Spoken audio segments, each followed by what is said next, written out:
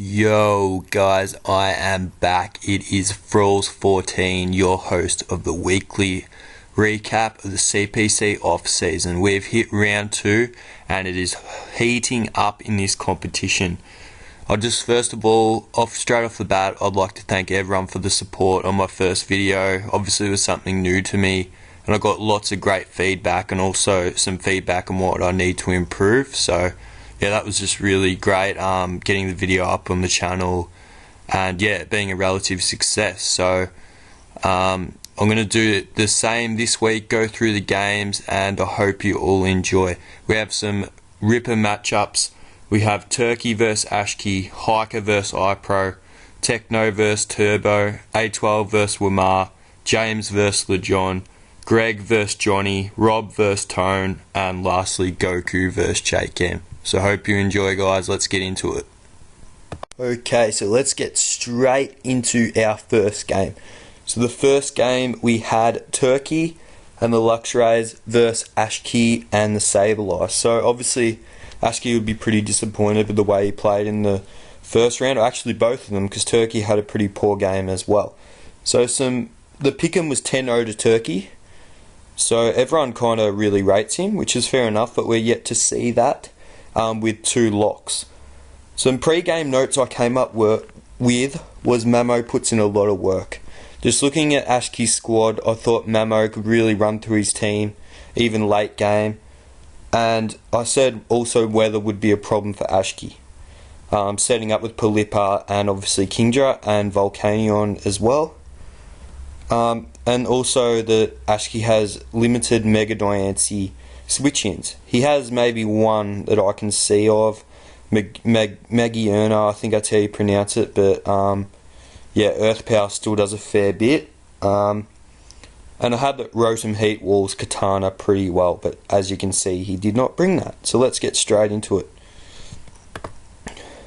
So he leads off with Mamo onto Gator, so he switches out into the Palipa to get up the rain, which is a little bit risky with Feraligatr on the other side, but he thinks he can take it on pretty well.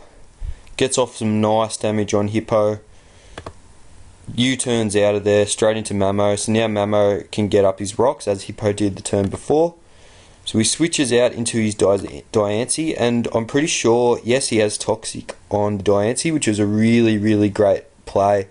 It'll eventually whittle down the Krez, which is exactly what you want with such a bulky monster.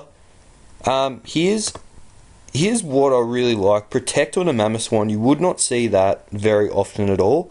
And obviously he had a game plan going into him and it's working really well so far. Ashki's on the back foot already. And obviously the leftovers recovery is also really nice. Really good switch in there too, because he knows he's going to go for a Grass Knot, and Taunty takes that very, very well. So here he does a double into Rotom Heat, which gets poison, which is again really, really bad for Ashki. So he doesn't want to keep the Taunty onto the Rotom Heat. So Mamoswine also stops Ashki's Volt turn, which is really nice. So he has a good chance to be Scarfed or some sort of variant that is locked into Volt turn. He does protect just to make sure that's correct. So now he takes on the Feraligatr, doing enough damage to be able to take it out. And just by that damage, he seems to be bulky Mamoswine, which was a nice set. That was a bad play from Ashki, letting Zygarde take damage that it really didn't need. Now can kill on an Ice Shard. Again, protect Mamoswine, put in a lot of work. Rotom Heat can't Will-O-Wisp, so he can have a safe switch into Mega Diancie. If I was Ashki, I probably would have predicted that, but the game's pretty much already done now. Not sure why he did that. I'm guessing predicting a switch, which is perfectly fine. Fish off, doesn't get the boost, so he goes into his Magierna. I don't know if I'm saying that right. I don't really know my new mons very well, but here he's going to pretty much stack off. Oh wait, yeah, this is something that I wanted to talk about, because the Flame Charge Volcanion late game is very smart from Turkey, and showing why everybody is trusting his ability so much with the pick'ems. So now, obviously, with the Hidden Power Grass or Electric, I'd say that is, it is pretty much GG. So he can Fire Blast. That could be an Assault Vest or a very specially defensive Magiana to take that. But now that is good game. Flame Charge to finish it off, and the Steam Eruption for the Hippo. So that was good game. Obviously a 6-0. Ashki has had a very poor start to the tournament. I feel for him because he's a really nice guy, but yeah, hopefully he bounces back, and Turkey has shown why he is so highly regarded in the league. So here we have our summary. I forgot to thank, I think it's Lotodude13, sorry if I mispronounce that, but he does my graphics every week and they are outstanding, so thank you for that. As we can see, it was a 6-0 to Turkey. So Volcanion had 3 kills, so it put in major work. I looked over that a little bit on my pre-game research, and Mamoswine, even though it got 1 kill, it whittled down the Krez and the Rotom Heat while getting up rocks and putting a lot of pressure on his team. So that was the MVP for me, even though Volcanion got the late game sweep. Kingdra wasn't needed, but it could have come in handy. Diancie was good again. Tauntae played its role, and Pelipper set up Rain. Obviously, Ashki's squad was pretty disappointing. Yeah, and hopefully bounces back Hopefully he bounces back next week for his sake. Okay, so the next game was Hiker and the Boulders versus iPro and the Manetric United. So we had a little bit of a problem. They played the game on some other server and the replay stuffed up, so it's a bit of a pain for me to go through on the YouTube. But if you want to check that out, definitely go on the YouTube CPC website and check that out. So pretty much what happened, it was a 3-0 to the Boston Boulders. It was 8-2 to the Manetrics and the Pick'em, so we got it wrong. I picked the Manetrics. I thought he had a pretty good matchup. My pre-game notes, I had Fagrigus was a very important wall for Hiker, and Shaman I thought also put in a lot of work, which we could see with the Shaman with 3 kills, because it walls a lot of iPro squad. And some of the in-game notes I had, again, Shaman was a very good wall. It stopped the Volt turn, doing minimal damage to it. But the main kind of reason Hiker won was because of the hazard stack. He got Toxic Spikes up with Kofag. He got Spikes up with Klefki, and it put too much pressure on iPro squad, which I think he got Rocks up as well at one stage, which obviously hit Dragonite really hard, and Don Fan went down pretty early, so it didn't get to rapid spin that away. We also had Miltank, who walled the Dragonite's Fire Punch pretty well, and Darm to an extent, except for a very good superpower prediction. Also, there was one good play from Hiker with the Dragonite. iPro with the Dragonite prediction Fire Punch that OK'd the Klefki, so that was really nice. But overall, Hazards, Shaman, Miltank, and Kefagrigus were just too much for iPro to handle. And Tapu Koko also was a nice revenge killer, even though it got 1, it put in a fair bit of work. So yeah, there's not much really else to say. For iPro, it was a pretty one-sided match, but Roserade did very well. Darm was pretty handy. Dragonite also put a fair bit of pressure on a Hiker's team, but he built really well for it. As you can see, with his squad, he has Infernape and Tapu Koko, and the rest are pretty much defensive. But those 4 walls there, Shaman, Miltank, Klefki and Koff, was the difference in the game. That's why he won. So I kind of guess it shows that defense is just as important as offense at times in league. And Shaman is a very underrated league defensive option. Obviously, Kofag and Miltank are very good in league as well, and Tapu Koko is pretty OP. So Hiker's got a real good squad, and he moves to 2-0 now in his division, looking very, very nice. And just for the previous game, I meant Stealth Rocks and Spikes, not Toxic Spikes. Sorry about that mistake. So we'll get straight into our next game, which is in the next division. We have Base Tech, which is Techno and the Pantherians versus Turbo and the Roserades.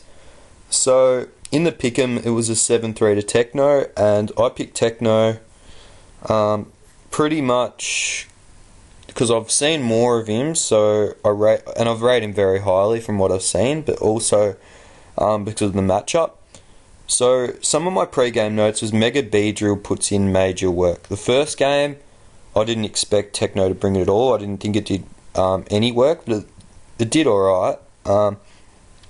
And Techno has great checks for Mega Venusaur. So he has Togekiss, obviously it won't take a Sludge Bomb, but and Necrozoma, but he didn't end up bringing Mega Venusaur, so it didn't matter. And I said that Togekiss and Celesteela will take on Buzzwole pretty well, but again, Buzzwole's not here. So we'll get into the game. So he leads off with Victini onto Golem. So he predicts the switch out with a U-turn. So we got Como-O versus Latios, and obviously he doesn't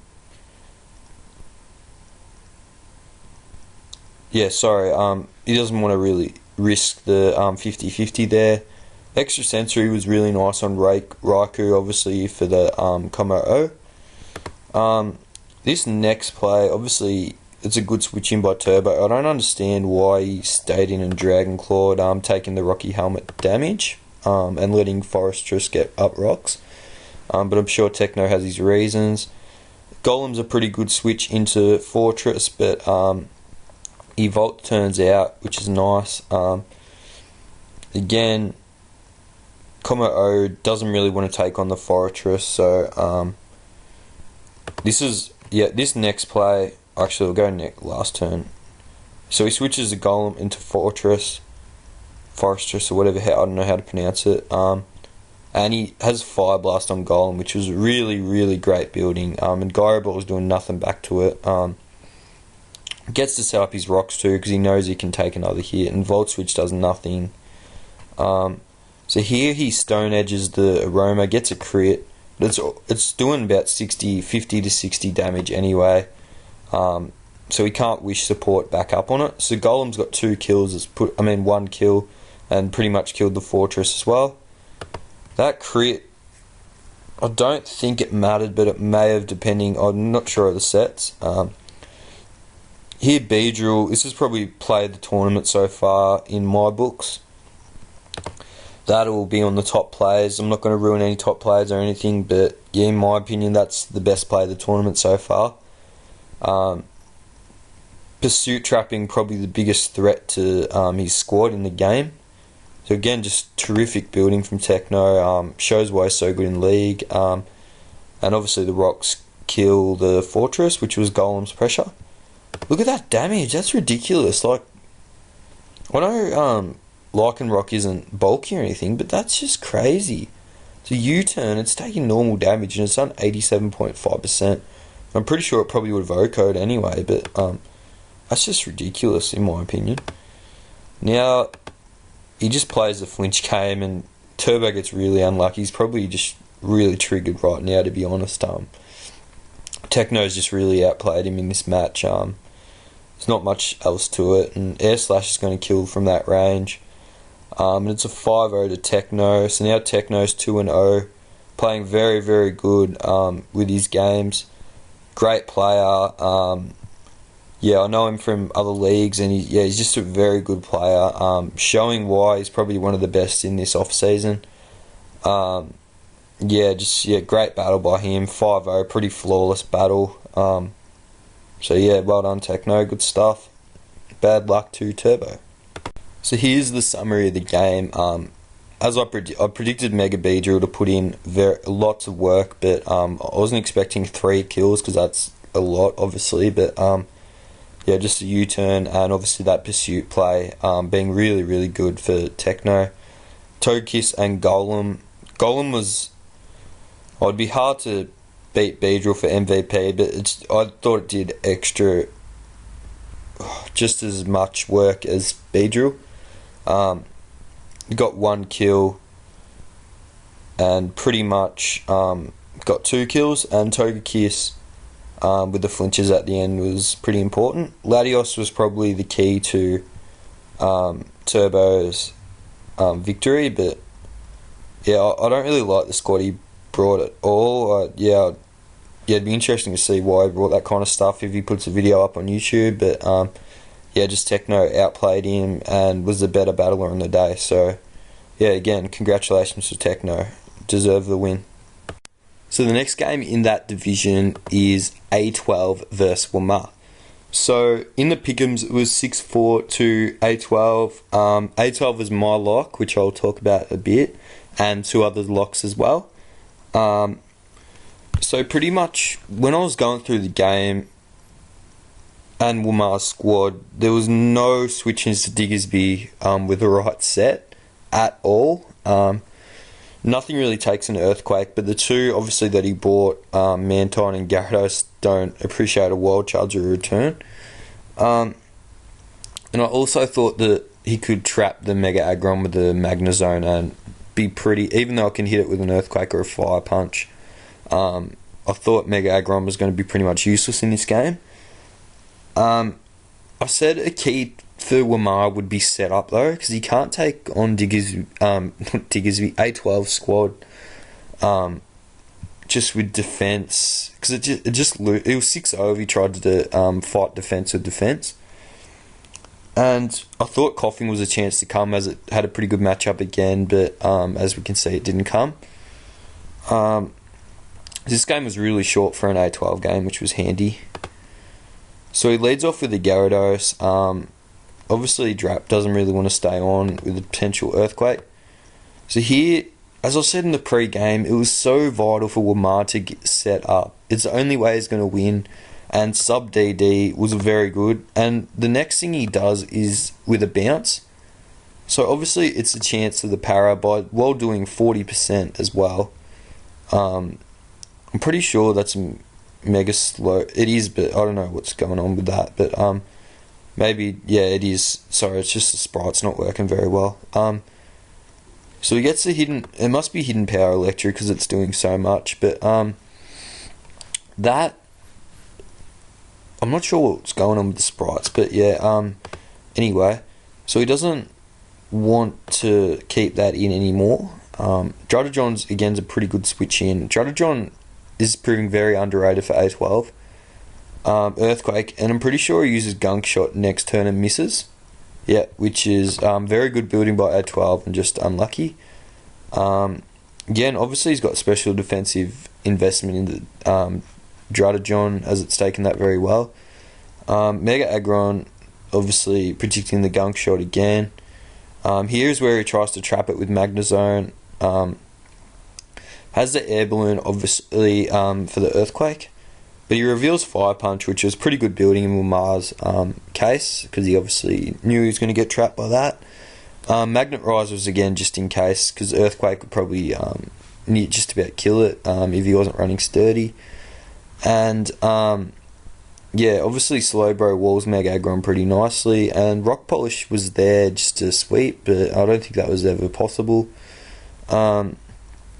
So here we go again with the bounce and all that. He just has to not get parried or once, and he'll kill this. So he bounces. He finally, slacks off. Sorry, gets the DD up, slacks off again. He's going for the hidden power. Obviously, here we go. Nearly kills it. So he tries to DD up again, which he kind of had to take the risk. But now Gyarados is dead. One of his main win cons, which isn't great. So now we got the Drap. He reveals a nice hidden power. I'm not really sure what that is. Maybe hidden power ground. And A12 reveals the Swords Dance Drap, which was really nice. A bit of offense from A12, which was as I said, nice for him. And he reveals the Brick Break as well. Obviously probably Scarf T. It's hard depending on the set. Actually, probably not, because Doug Trejo, that's it. Outspeeds and reversal. That was really, really nice from A12, showing, as the same as Techno, he's probably one of the best in the CPC off season. Sorry, I'm hearing something outside. Yeah, so here he gets a wild charge. So I expected that. I thought the wild charge was going to come. Mantine was never taking that. Obviously, he's going to switch out, pretty much sack off his Lejon. Earthquake does 70% to a Clefairy, which is ridiculous. Yeah, and it's pretty much game over now. Diggersby sweeps, goes to the rock polish. But yeah, that's game. I thought Lamar fought that out pretty well, actually. I thought A12 was always in control of the game, but Diggersby was just a bit too much for Lamar to handle, and that's obviously A12's signature mon, which a lot of us know about. Some probably don't still, but I'm sure they'll get used to it because it is an absolute monster when A12 is in charge of it. That's a pretty cool logo from Lamar. I don't think I've seen that. That's actually an awesome logo. Anyway, yeah, so on Lamar's side, he didn't really have anything that put in work. Gyarados could have. It was a really nice set. Kudos for him for that. For A12, Doug Trio, Drap, and Slowbro all played a role, and were vital in him winning. But obviously, Diggersby late game was the difference. A12 plays Diggersby really well. He doesn't normally risk it unless he has to. It goes well, obviously, with his playstyle, with all these kind of defensive mons and trapping mons.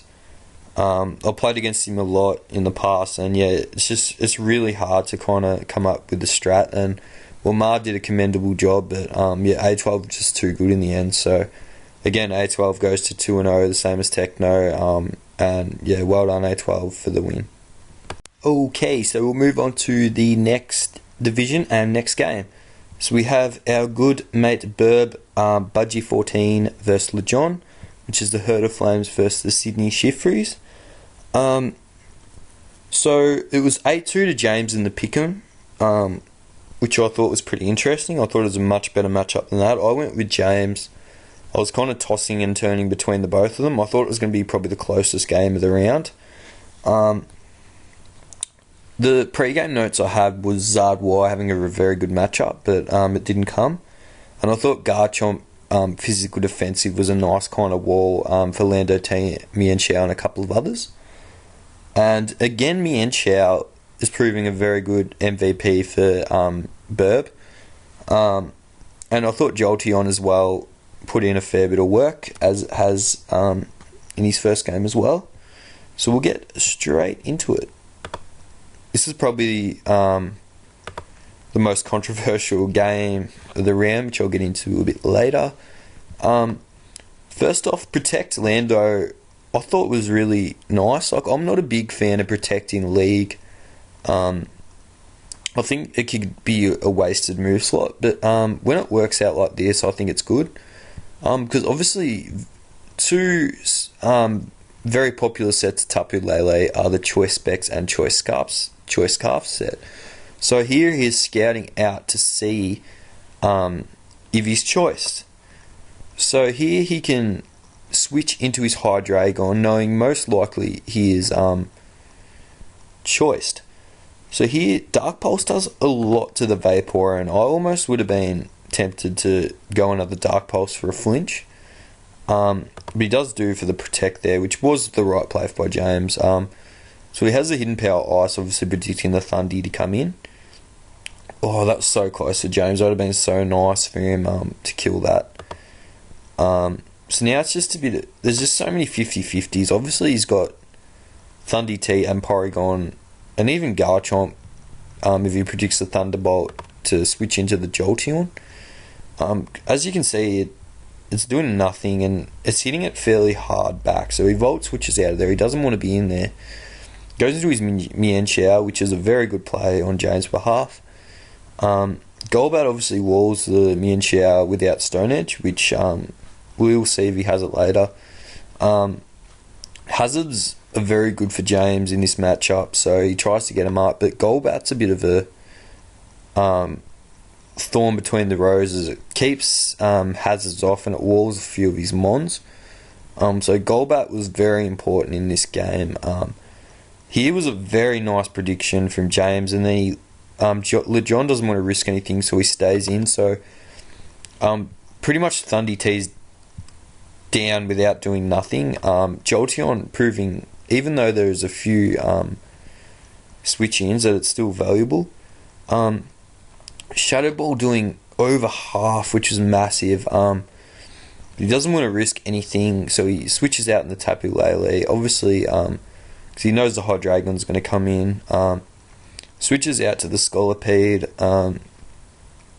Goes into his Garchomp, which is obviously a very safe play, as Scolipede can't touch Garchomp. That damage, either Lando has no investments or it's banded, because obviously with the attack drop, it's doing massive amount to the Lando. And with leftovers, you'd think there'd be some investment in there. So he's got, at this stage, he's got Rocks and Toxic Spikes up, which is great, but he's just going to get defogged again. So Golbat, as I said, is just done really well in this matchup. Obviously doesn't want to keep that in. Volt switches out again. Mienshao comes in again, another Volt switch. That's why I said Jolteon was important. He is a knockoff, so he knocks off the EVO Light, which was a very good prediction, as he knew the Golbat was coming on. Then another Stone Edge. So James is playing very well at this stage. Live, I thought he definitely had this game in the bag. But he just has no Tapu Lele switch-ins at the moment. Obviously because he knows he's into Moonblast. So Hazards, he wants to whittle down the Porygon and the Vap and even the Tapu Lele and the Garchomp. So that was really nice. Obviously he has no hazard removal now, so the hazards are on the field. So James revealed to us at the end that his Scolipede was a wrong ability, which really cost him in the end, but it did put in a fair bit of work getting... I don't know why he went for a Mega Horn there when he should have just went for the Spikes. But he gets his third set of Spikes up anyway, misses a Mega Horn, which didn't really matter. Volt switches on the Vape that does 50%. He gets a Scald. So he goes into Jolteon, which is fair enough. Gets the crit, which was really nice. Obviously Vaporeon's really important now, so he doesn't want to leave it into the Decidueye, so he's going to sack something off. Which happens to be the Porygon 2. So obviously he could probably take another one. So James doesn't want to risk his Decidueye, so he sacks off his Jolteon, which might have been the right play, might not have been. Now Mienshao gets a kill, Drain Punch, which was nice. Here he just keeps it on the Garchomp because he needs damage off it. And Garchomp has a fair bit of attack, so it's obviously going to kill Mienshao, which is not bulky at all. Sucker Punch, obviously, he was Scarf Decidueye, but that is just in case Scarf Garchomp or something. Pardon me, that was a really good play on James. So obviously now he's going to have to switch back into the Hydreigon. So here, I don't know what was going through his mind, to be honest. He just had to keep Dark Pulsing, get a flinch. He just had to keep doing it. He risked the burn and he got burnt. It's the only way he could have lost, because he is Scarf Decidueye. And now, obviously, with the Protect, Wish, Stall, and Leaf Blade only doing 38%, he can stall him out while he's burnt, and that's pretty much game, because we know Tapu Lele is most likely Scarf, so... I feel real bad for James. He's kind of choked in both his games. He probably should be 2-0. He's arguably probably the best battler in this division. And yeah, it's just a shame, really. Ew just wants to get a bit of damage off, so it's in range of the Tapu Lele, even though it probably was already, but just to make sure. And Tapu Lele is going to come in and click Moonblast, which is just really unfortunate for James. I feel for him there, but GG. That was a kind of long one, but I really wanted to go through that because it was a very good game. So as we can see, on James' side, Mienshao put in a lot of work again with 2 kills. Hydreigon was very important. It put in a fair bit of work. Decidueye and Jolteon as well. Just wasn't quite enough. Scolipede put a lot of pressure on with hazards. Vaporeon and Tapu Lele were probably the difference in the end. Golbat was very underrated, and also Porygon. They both played major roles. Obviously, Thundy T was useless. Garchomp, with the offensive prowess, put in a lot of work, but Tapu Lele is a ridiculous mon. Like, it probably should be banned, to be honest, but when you got Psychic and Fairy Stab, you're limited switch-ins, and when they get whittled down, it's just nearly impossible to take out. Vaporeon walled a lot of James's team, except for those, obviously, Decidueye and Jolteon. So, yeah, that was a really good game to both. It was pretty funny after they were both kind of going at it, which is good to kind of see a bit of flair and people care about the league, which was good. So, yeah, I probably dragged on a bit about this game, but yeah, it was just really entertaining and a good game for the league. So the next game, again, was a really close match in the end. It was 6-4 to Johnny in the pick'ems, which is almost 50%. I went for Johnny. I thought he had a slight better matchup, but I thought it was going to be very close again. Some pre-game notes I had was Suicune putting in a lot of work, but it didn't come.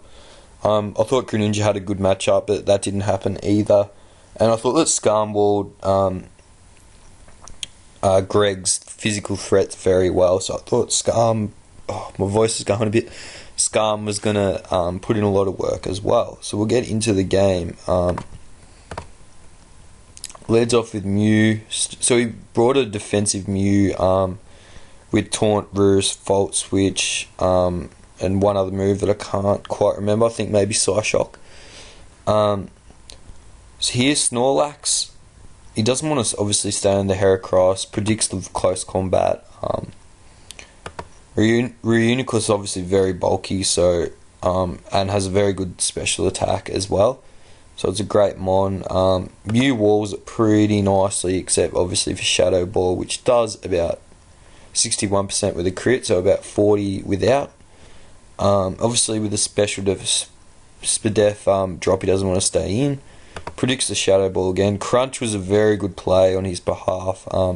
Psyshock getting the crit, which is unfortunate, but he was a really good play, switching in the Skarm, obviously expecting another Crunch with a Rocky Helmet. So now he doesn't have to worry about Snorlax. Obviously he's probably expecting either a Roost or a Volt turn now, so he goes, Volt Switch, sorry.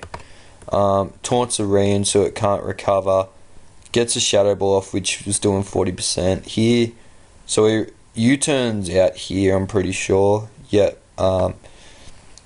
And he reveals a special Swellow later in the game, which was very nice for Greg.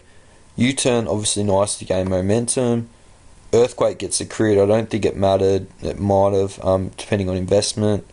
Obviously, you can either U-turn or BP here, so he bullet punches. Swellow's a pretty nice switch into Skarm, so he reveals the Heat Wave here, which does a fair bit, but not much. It doesn't do much, but yeah, you know. He can bullet punch the Hera here now. Obviously, Kyurem was a switch into Greninja, which I didn't really look over in the pre-game, which was very good, because Greninja could put in a lot of work without the Kyurem. Obviously, he's just going to sack off his Mega Scizor here. He's going to try and stall out the Straptor, which he does pretty nicely. And obviously, Reuniclus with the Mew set just walls it. He switches in the Skarm to sack it off. Boom Burst will kill from that range. So, Special Swellow was nice on Greg's part. So, Lopunny's pretty much going to get a kill here. He's going to fake out on the Swellow. A bit of a late game Lopunny sweep, which is very common. Obviously, nice Volt Switch there. Gets a Draco. Obviously, doing nothing to the Reuniclus. Obviously, Mew's his only hope here, hoping he doesn't get a Spadef drop. Roost back up. Obviously, with the Regenerator, he's trying to get the Reuniclus more health. Shadow Ball, obviously nice, handy damage. Here, pretty much it comes down to, because Mew's so defensive, it probably won't take out the Lopunny. If he was a bit more of an offensive set, he obviously would have taken it out. So, it's still a 50-50 game right here. Return won't kill. Pardon me, won't kill. Got the crit as well, still didn't kill, and that's a good game. Yeah, I'm sorry for a bit of the graphics, but he says that up the top here made a mistake, but that's fine, mate. You do a good job, so don't worry about it.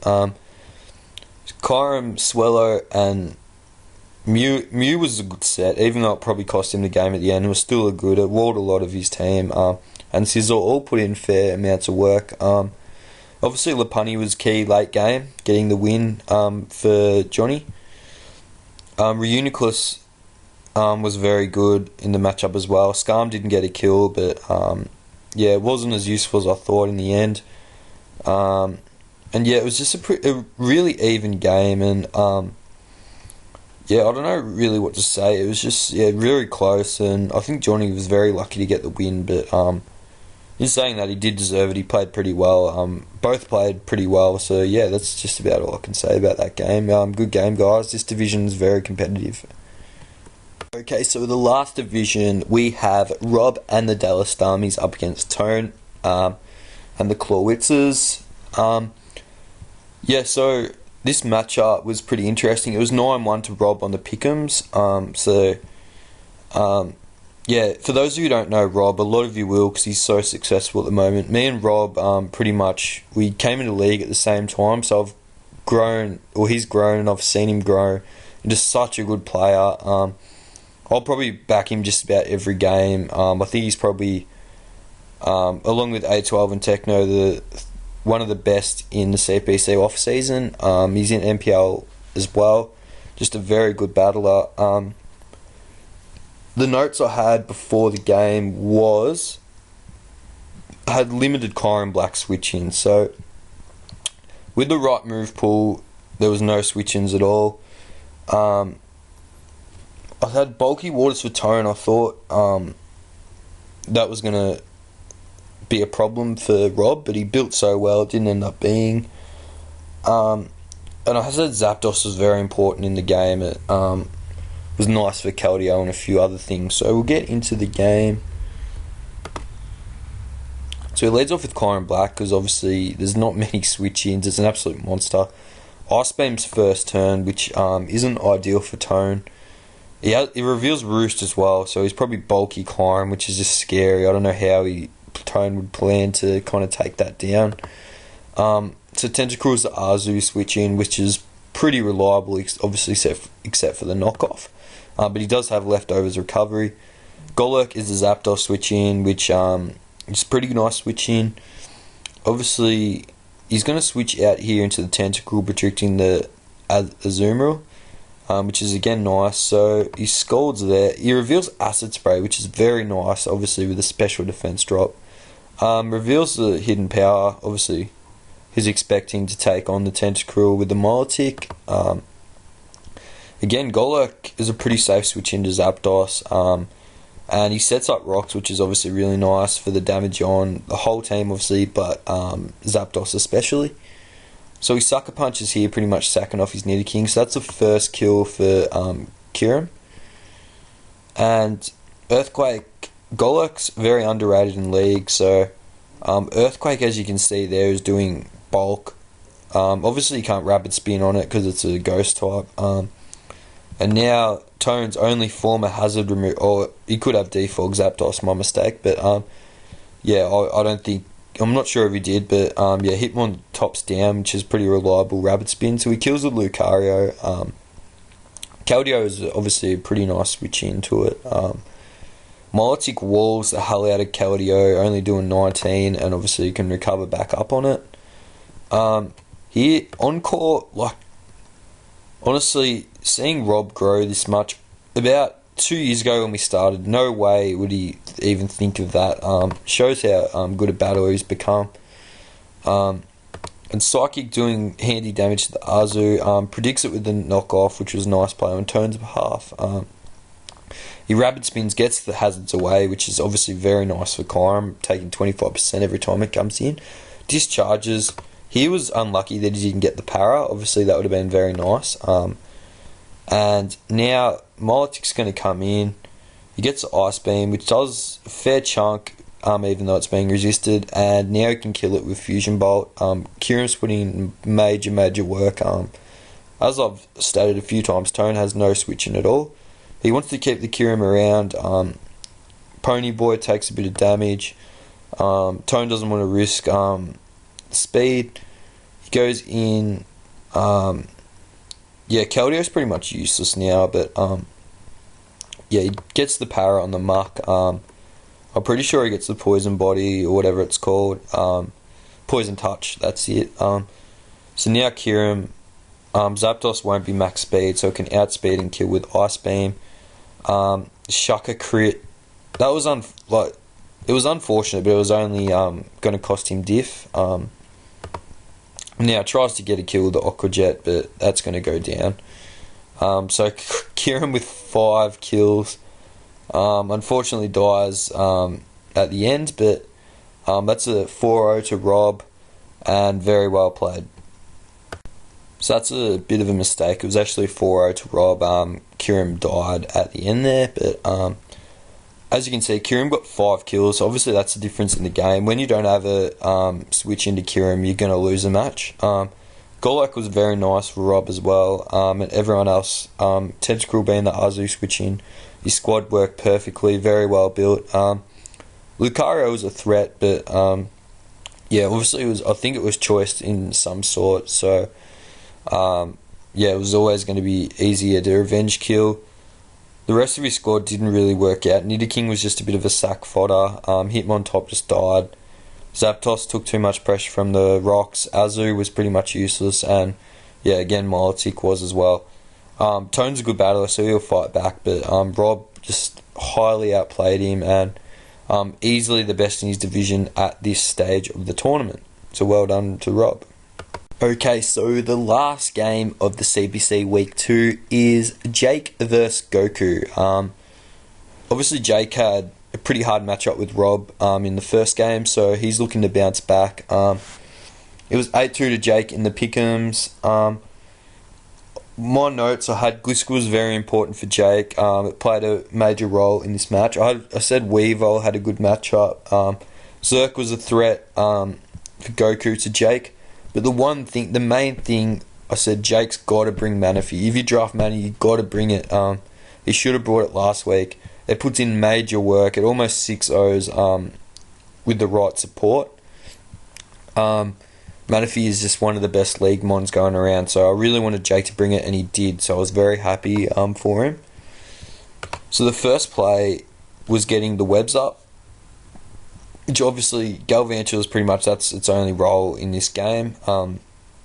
He gets a burn, which is unfortunate, but the webs are up, and Manaphy just comes in and bang! Look at that. That is why you draft Manaphy.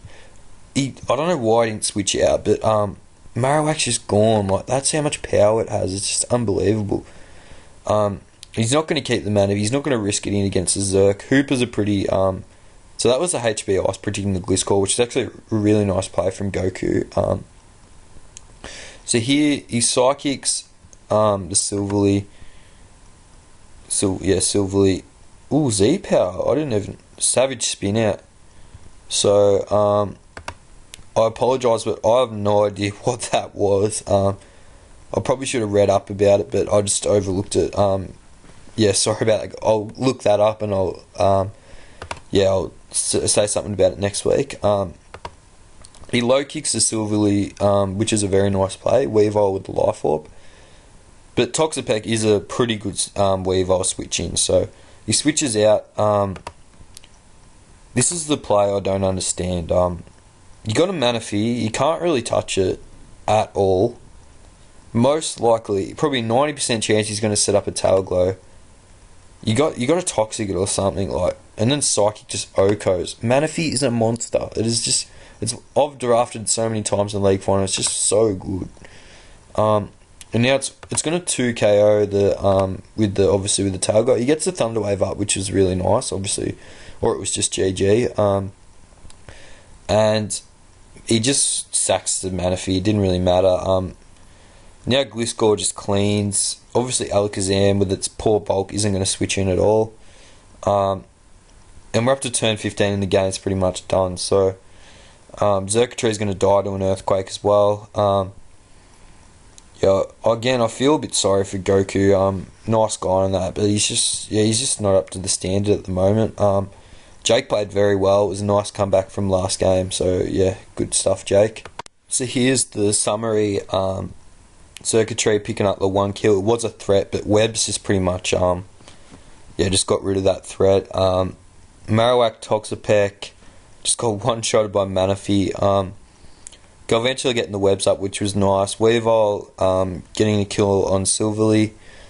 Gliscor with the late game sweep, but obviously Manaphy, for Jake to be successful, he needs to bring Manaphy.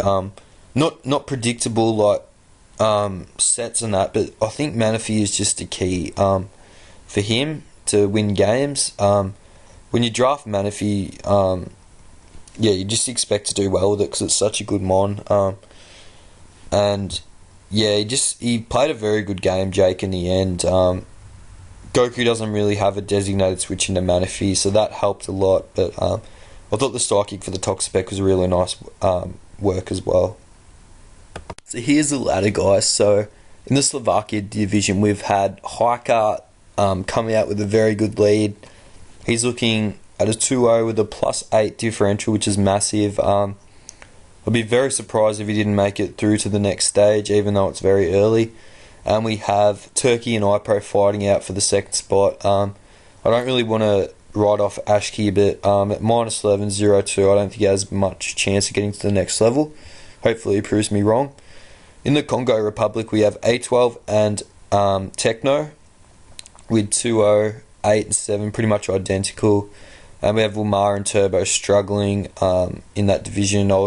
If I was a betting man, I would definitely expect A12 and Techno to make it through.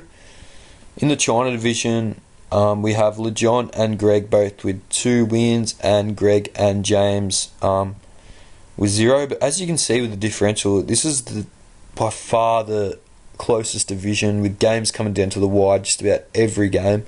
I always look forward to watching these games, and I'm looking forward to the rematches, especially James and Lejon with a bit of salt being thrown around. In the Cuba division, we have Rob 2-0 with +7. Obviously, you'd expect Rob to make it through to the next stage. No offense to his competitors. And you have Jake and Tone fighting it out for that second spot, which I believe they will be fighting it out to the end for that. And yeah, GOKU, as I said with Ashki, I don't really want to write anyone off this early, but yeah, I don't think GOKU kind of has what it takes to make next stage. But yeah, again, hopefully he proves me wrong. They're all very good battlers, so it's pretty... A few of people are jumping out as they are very, very good. But yeah, everyone's playing their best, and it's been a good tournament so far. So there you have it, guys. That is the weekly recap for week 2. Hope you guys enjoyed. I'm really enjoying bringing you this content. This league's definitely heating up now. Week 1 was a bit of a practice run of sorts. Next week we have probably the marquee match of the tournament so far, with A12 and Techno head-to-head. Pretty much identical records at the top of their division, so I'm very, very hyped for that one. And Hiker versus Turkey, and a couple of very good matchups that are going to shape their divisions and heading into the next phase. Again, please like the CPC channel. I think it's a very good up-and-coming league. Get around all the coaches, and definitely leave a comment and like on this video if you're enjoying what I'm bringing to you guys. I know I definitely am. I was a bit strapped for time this week, but yeah, hopefully it's still pretty good standard. And yeah, just thanks guys for listening. Have a good day, and I'll see you next week. Peace.